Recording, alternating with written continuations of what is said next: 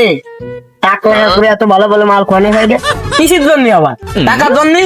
টাকা থাকলি সব কিছুই সম্ভব। শালাকে মেলা টাকা আছে বুঝছি।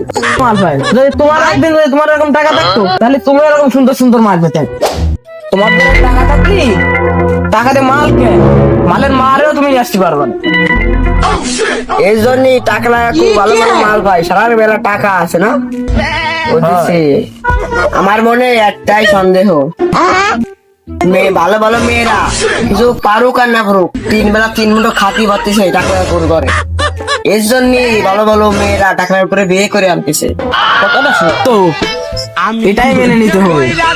হয় মাইনে তো নিলাম, তা চল নামাজ কালাম পড়ে আসি।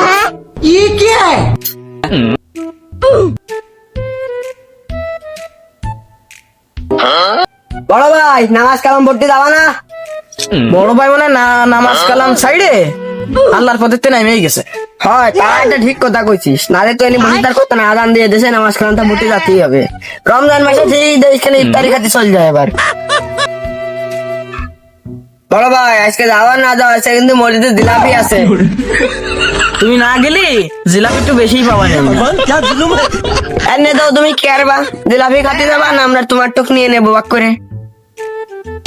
অদর ছাড়া রমজান মাসে আগে ইফতারি খাতে যেত, রমজান মাস শেষ আর না নামাজ কালামে নাই কিছু, মানে মসজিদের দিকে আশেপাশে যায় না।